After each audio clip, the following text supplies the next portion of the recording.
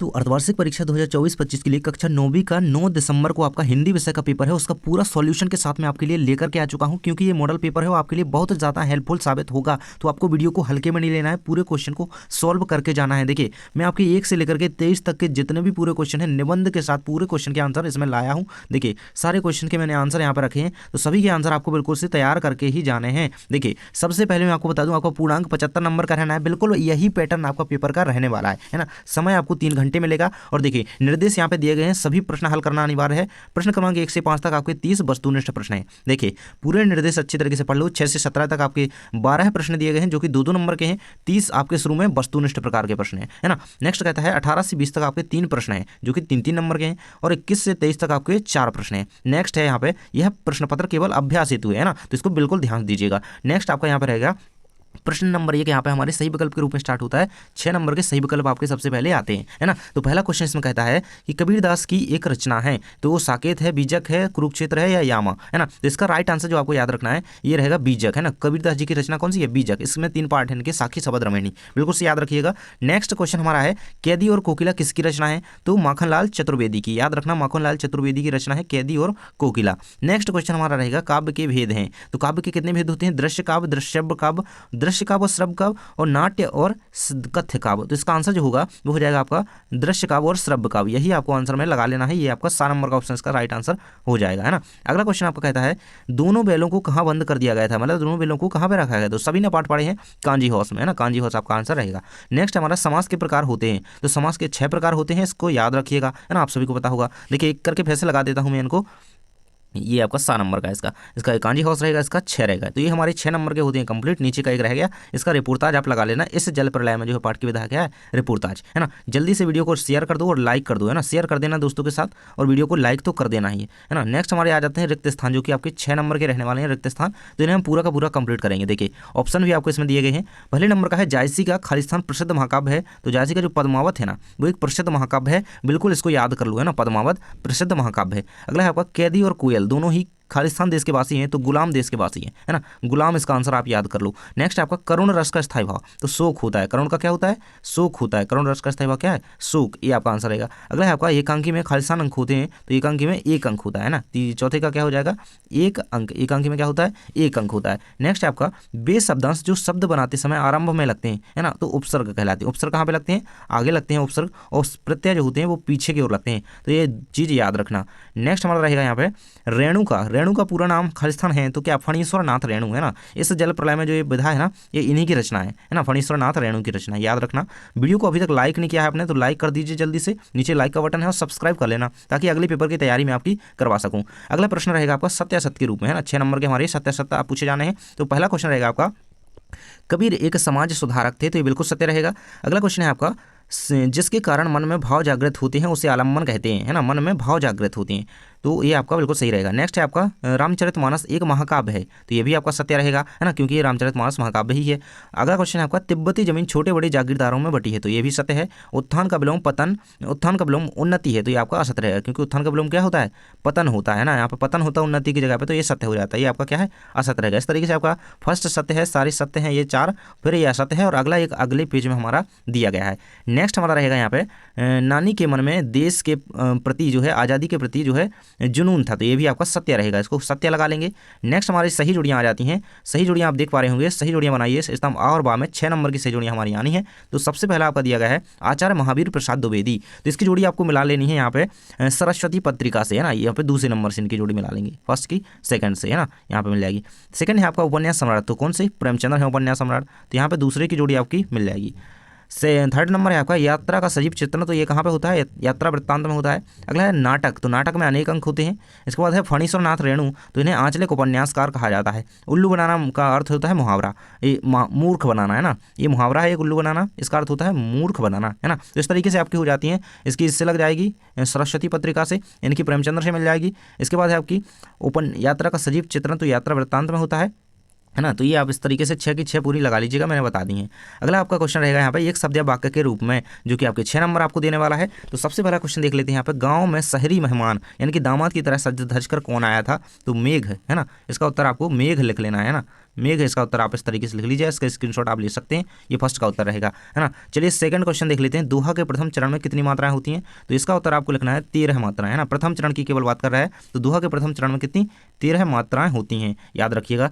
Next हमारा, जिस काव्य का आनंद पढ़कर या सुनकर लिया जाता है, पढ़ते हैं और सुनते हैं, उसे हम क्या कहते हैं, उसे हम श्रव्य काव्य कहते हैं। हमने अभी ऊपर पढ़ा 2 काव्य होते हैं, श्रव्य और दृश्य। इसे हम पढ़ते हैं और सुनते हैं, और दृश्य को हम देख भी सकते हैं, इसमें देख की बात ही नहीं की जा रही है, इसमें सुनने की और पढ़ने की बात है, तो श्रव्य काव्य रहेगा आपका। अगला है आपका, साहित्यिक पुरखे किसे कहा गया है, तो मुंशी प्रेमचंद्र को, प्रेमचंद्र इसका आंसर हो जाएगा आपका, प्रेमचंद को साहित्यिक पुरखे कहा गया है। नेक्स्ट है आपका, ठोकर मारना मुहावरे का अर्थ लिखिए, तो ठोकर मारना मुहावरे का अर्थ होता है अस्वीकार कर देना, एक तरीके से, है ना, छोड़ देना, है ना, अस्वीकार करना, है ना, ठुकरा देना कह सकते हैं, अस्वीकार करना भी लिख सकते हैं। अगला है आपका, इस जल प्रलय में पाठ में जो है बाढ़ के पानी को क्या कहा गया है, तो उसमें उस बाढ़ के पानी को प्रलयंकारी कहा गया है ना, क्या कहा गया है, प्रलयंकारी। इसका आंसर आपका रहेगा प्रलयंकारी, इसको याद कर लेना। अगला क्वेश्चन है हमारा 6 नंबर का प्रश्न है, नई कविता की प्रमुख विशेषताएं लिखिए, 2 नंबर का प्रश्न है। अथवा में दिया गया है छायावाद की 2 प्रमुख विशेषताएं लिखिए, है ना। दोनों क्वेश्चन को ध्यान से देखिए, है ना। चलिए इन दोनों का आंसर मैं आपको नीचे दिखा देता हूँ, ये नीचे हमने आंसर सभी के लिख के रखे हैं, देख सकते हैं यहाँ पे, ये रहेगा आपका, ये 6 नंबर के प्रश्न का आंसर दिया गया है, नई कविता की विशेषताएं और छायावाद की, है ना। छठे का आंसर ये अथवा वाली का होता है, तो दोनों का स्क्रीनशॉट आप ले लीजिए, और ये आपके 2 नंबर यहाँ पे हो जाएंगे कवर इससे, है ना। 2 नंबर का ये पूछा ही जाना है आपका, तो इसे हो जाएगा आपका ये कवर। नेक्स्ट क्वेश्चन हम देख लेते हैं आपका, तो नेक्स्ट क्वेश्चन हमारा 7 नंबर का रहेगा। 7 नंबर के प्रश्न में आपसे कबीरदास की शिल्प सौंदर्य की 2 विशेषताएं आई हैं, और सुमित्रानंदन पंत के भाव सौंदर्य की विशेषताएं आई हैं, है ना। ये 2 नंबर के प्रश्न हैं, ये आपका अथवा में दिया गया है। इसके बाद 8वां नंबर प्रश्न देख लेते हैं, फिर 7 में मैं आपको आंसर बता दूंगा, है ना। चलिए हम 10 तक प्रश्न देख लेते हैं, फिर इनके आंसर भी देख लेते हैं। चलिए 7 से 10 तक, है ना, इन तीनों प्रश्न के, कबीरदास का शिल्प सौंदर्य देखना है, सुमित्रानंदन का, और कवि पंत ने गाँव को हरता जनमन क्यों कहा है, ये 2 नंबर का प्रश्न है। और दोहा छंद की परिभाषा उदाहरण शायद लिखनी है, महाकाव्य और खंड काव्य में अंतर लिखना है। सभी के उत्तर में इस 7 से 10 तक उत्तर आपको एक साथ दिखा देता हूँ, चलिए देख लेते हैं। यहाँ से देख पा रहे होंगे आप, ये रहेगा आपका 6ठे का प्रश्न, ये रहेगा आपका 7वें का उत्तर, और ये रहेगा 7वें के अथवा वाले का उत्तर, ये रहेगा आपके 8वें प्रश्न का उत्तर, आपकी स्क्रीन पर है, ये आपका 8 का उत्तर हो जाएगा, देख सकते हैं यहाँ पे प्रश्न 8 डला हुआ है, इसके अथवा वाले का उत्तर भी आपके सामने है। और इसके बाद आपके 9वें नंबर के प्रश्न का उत्तर हो जाता है दोहा छंद की परिभाषा यहाँ पे, और इसके अथवा में अनुप्रास अलंकार की परिभाषा भी दी गई है, तो इसे याद कर लीजिएगा। नेक्स्ट आपका 10वें नंबर के प्रश्न का उत्तर यहाँ पे दिया गया है, जिसमें महाकाव्य और खंड काव्य में अंतर पूछा गया था, और 10 के अथवा का भी उत्तर यहाँ पर रस किसे कहते हैं, इसके अंगों के नाम यहाँ पे दिए गए हैं, तो ये आपको उत्तर में लिख देना है। तो 10वें नंबर के प्रश्न तक हम 2 नंबर के प्रश्न कंप्लीट कर चुके हैं। अब हम देख लेते हैं अपना पेपर आगे के क्वेश्चन, है ना। देखिए ये रहेगा आपका 11 नंबर के प्रश्न पे हमें जाना है अब। तो 11 नंबर का प्रश्न कहता है, प्रेमचंद की 2 रचनाएं लिखती हैं, उनकी भाषा शैली की विशेषताएं लिखी। महादेवी वर्मा की 2 रचनाएं लिखती हैं, उनकी अथवा उनकी भाषा शैली की विशेषताएं लिखी, ये अथवा वाला क्वेश्चन है। इसके बाद ये अगला क्वेश्चन 12 नंबर है, छोटी बच्चों को बैलों के प्रति प्रेम क्यों उमड़ आया। इसका अथवा नंबर कहता है कि किस घटना ने सालेम अली के जीवन की दिशा को बदल दिया।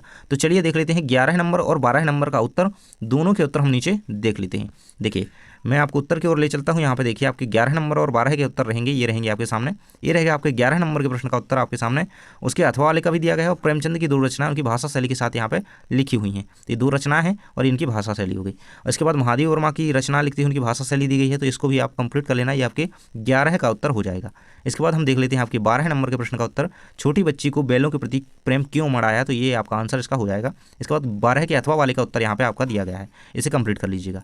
नेक्स्ट हमारा क्वेश्चन रहेगा, ये रहेगा हमारा 12 तक हम कंप्लीट कर चुके हैं। अब आपका आ जाता है 13 नंबर प्रश्न, गद्य की प्रमुख विधाओं के नाम लिखिए, और अथवा में कहता है कि कहानी और उपन्यास में 2 अंतर लिखना है। तो ये आपका 13 नंबर का प्रश्न आता है 2 नंबर में, तो इसे कंप्लीट करेंगे। इसके बाद 14 नंबर प्रश्न देख लीजिएगा, निपात शब्द क्या है लिखिए 2 नंबर में, तत्सम शब्द क्या होते हैं उदाहरण शायद लिखना है। तो 13 और 14 का दोनों का उत्तर मैं आपको साथ में बता देता हूँ, तो चलिए हम देख लेते हैं 13 और 14 दोनों प्रश्नों का उत्तर एक साथ में, है ना। ये रहेगा आपकी स्क्रीन पर, यहाँ पे 13 नंबर के प्रश्न का उत्तर आपके सामने दिखाई दे रहा होगा, तो ये रहेगा आपका 13 नंबर के प्रश्न का उत्तर, ये 13 का उत्तर है, 13 के अथवा का उत्तर है कहानी उपन्यास में अंतर। इसके बाद 14 नंबर के प्रश्न का उत्तर दिया गया है, निपात शब्द क्या है लिखिए, और तत्सम शब्द क्या होते हैं उदाहरण शायद लिखिए। तो इन दोनों का उत्तर आपका कंप्लीट हो जाता है 13 और 14 का। इसके बाद आता है हमारा अगला क्वेश्चन, जो कि आपका 15 नंबर होगा। चलिए चलते हैं प्रश्न पत्र की ओर। ये रहेगा आपका प्रश्न, मुहावरे और लोकोक्ति में अंतर लिखिए, सालेम अली पक्षी प्रेमी कैसे बने लिखिए, है ना। तो चलिए देख लेते हैं इन दोनों का उत्तर। और संधि और समास में 16 नंबर प्रश्न है आपका, संधि और समास में अंतर लिखिए। इसके अथवा में क्वेश्चन आपका आया है, मुहावरे को अर्थ सहित वाक्य बना करके लिखिए, आँख का तारा होना, आग में घी डालना। तो इन दोनों की 15 और 16 के उत्तर चलिए हम नीचे देख लेते हैं। चलिए चलते हैं उत्तर की ओर, ये आपके उत्तर यहाँ पे दिए गए हैं, ये रहेंगे आपके 15 और 16 के उत्तर, ये रहेगा आपका, है ना। देखिए 15 का उत्तर ये रहेगा 15 नंबर प्रश्न। इसके बाद 15 का उत्तर आपका यहाँ पे दिया गया है। ये 15 का उत्तर आपको मुहावरों की वाक्य प्रयोग करने थे। और इसके बाद आपका अथवे वाले का उत्तर यहाँ पे दिया गया है, सालेम अली पक्षी प्रेमी कैसे बने, है ना, लिखिए। इसके बाद संधि और समास में 16 नंबर के प्रश्न में पूछा गया था संधि समास में अंतर, तो ये आपका दिया गया है। अथवा नंबर के प्रश्न पूछा गया था मुहावरों के अर्थ सहित वाक्य प्रयोग कीजिए, तो ये आपका रहेगा आग में घी डालना आंख का तारा होना का अर्थ में वाक्य प्रयोग सहित उत्तर। चलिए चलते हैं 17 नंबर के प्रश्न की ओर। पेपर में यहाँ पे देख सकते हैं ये प्रश्न आपका पूछा गया है। 17 नंबर का प्रश्न कहता है कि मृदुला गर्ग अपनी नानी से क्यों प्रभावित थी, लिखिए 2 नंबर में। और रीढ़ की हड्डी एकांकी का उद्देश्य लिखना है 2 नंबर में अथवा में। इसके बाद 18 नंबर प्रश्न आपका एक पद्यांश आपको दिया गया है, प्रेमी ढूंढत में फिर वो प्रेमी मिलो ना कोई, ये 3 नंबर में प्रश्न पूछा गया है। और इसके अथवा में एक आपको पद्यांश दिया गया है, बाल के सांपों से अंकित, है ना। चलिए इन दोनों का उत्तर मैं आपको दिखा देता हूँ, मतलब 17 और 18 का उत्तर हम नीचे देख लेंगे, है ना। तो 17 और 18 के उत्तर की ओर हम चलते हैं। और आपके उत्तर देखिए यहाँ तक पहुँच गए, 16 हो गया, 17 और ये 18, ये रहेगा आपका। मृदुला गर्ग अपनी नानी से क्यों प्रभावित थी, इसका उत्तर ये रहेगा 17 का। इसके बाद 17 के अथवा वाली का उत्तर आपके सामने ये दिया गया है ना, इसे कंप्लीट कर लीजिएगा। इसके बाद आपके 18 नंबर के प्रश्न का उत्तर आपकी स्क्रीन पर रहेगा। 18 नंबर के प्रश्न का उत्तर आपके सामने दिया गया है, पद्यांश ये रहेगा, प्रेमी ढूंढत में फिरोगे, है ना। ये कबीरदास जी के चैप्टर से लिया गया है, इस तरीके से लिख दीजिएगा। और इसका प्रसंग और भावार्थ दिया गया है ना। अथवा था जो 18 का, है ना, सांप वाला, है ना, बालों के सांपों से अंकित, है ना, इसको लिख दीजिएगा। ये आपका संदर्भ प्रसंग सहित इसकी व्याख्या हो जाएगी। चलिए देख लेते हैं आपका 19 नंबर प्रश्न आपका पेपर में क्या कह रहा है। तो 19 नंबर प्रश्न में आपका पूछा गया है एक गद्यांश, इसकी आपको संदर्भ प्रसंग सहित भावार्थ लिखना है। 3 नंबर में ये पेपर में पूछा जाता है। देखिए यहाँ पर पूछा गया दोनों बैलों का ऐसा अपमान कभी ना हुआ था, ये 2 बैलों की कथा से प्रेमचंद्र इसके रचयिता है। इसका उत्तर हम नीचे देखेंगे। अगला है आपका अथवा में, तिब्बत में यात्रियों के लिए बहुत सी तकलीफें भी हैं। ये वाला जो गद्यांश है ये लिया गया है राहुल शंकरयायतन के पाठ से, जो कि ल्हासा की ओर चैप्टर है, इससे लिया गया है। चलिए हम इनके उत्तर यहाँ पे देख लेते हैं। तो देखिए दोनों बैलों का ऐसा अपमान कभी ना हुआ था, ये 19 नंबर के प्रश्न का उत्तर रहेगा। यही आप मिला सकते हैं, यही गद्यांश है। इसका संदर्भ आपको किस तरीके से लिखना है, ये पूर्ववत नहीं लिखना है ना। इसका संदर्भ आपको लिखना है कि निम्न ऊपर जो लिखेंगे कि प्रस्तुत गद्यांश हमारी पाठ्यपुस्तक की पाठ 2 बैलों की कथा से लिया गया है, जिसके रचयिता प्रेमचंद है, इस तरीके से लिख देंगे। फिर लिखेंगे आप इसका प्रसंग, है ना, बैलों के साथ क्या दुर्व्यवहार किया गया उसके बारे में इसमें बताया गया है। और ये विशेष लिखते हुए व्याख्या पूरी 3 नंबर में आप कंप्लीट कर दीजिएगा। इसके बाद 19 के अथवा में, है ना, तिब्बत के यात्रियों वाला जो आता है आपका, उसमें आपको देखिए ये संदर्भ पूर्ववत नहीं लिखना है, संदर्भ में लिखना है आपको हमारी पाठ्यपुस्तक के पाठ ल्हासा की ओर से लिया गया है, जिसके रचयिता राहुल शंकरयायतन है ना। तो इसका आपको विशेष के साथ पूरी व्याख्या ये कर देनी है, यही आपका उसका उत्तर हो जाएगा। ये आपका 3 नंबर में बन जाएगा।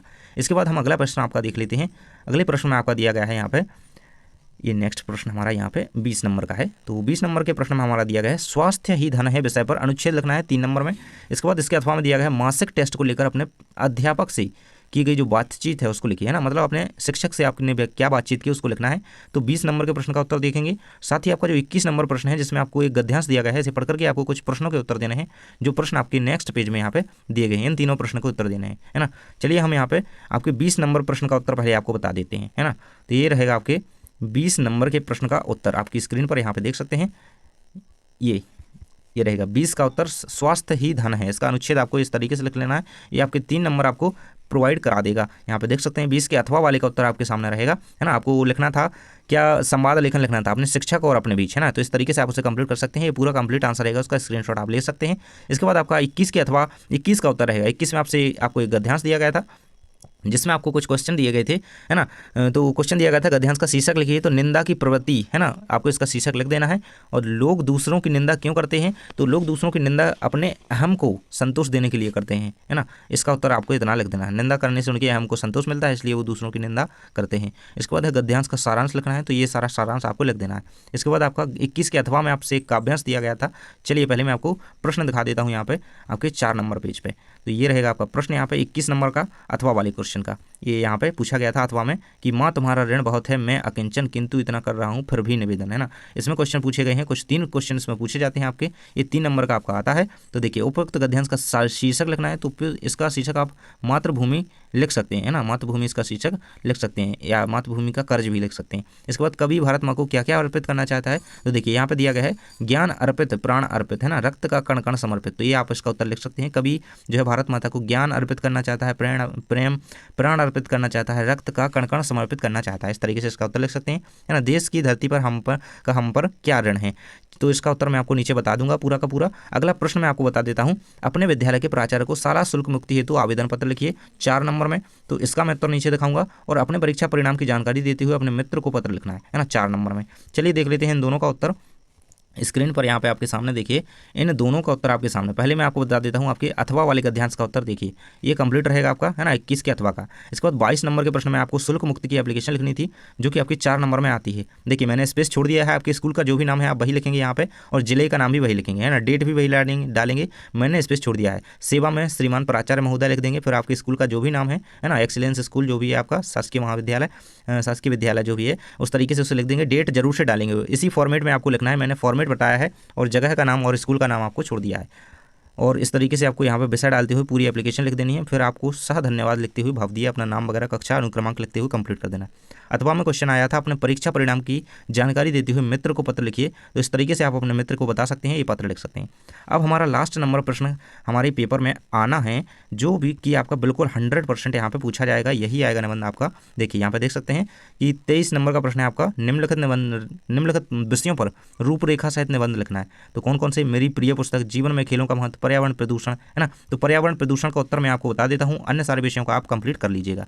ये रहेगा आपकी स्क्रीन पर, देख सकते हैं 23वें नंबर के प्रश्न का उत्तर पर्यावरण प्रदूषण एवं निदान। तो देखिए ये कोटेशन जो दी गई है इनको जरूर से लिखिएगा, इससे आपको नंबर पूरे मिल जाते हैं, है ना।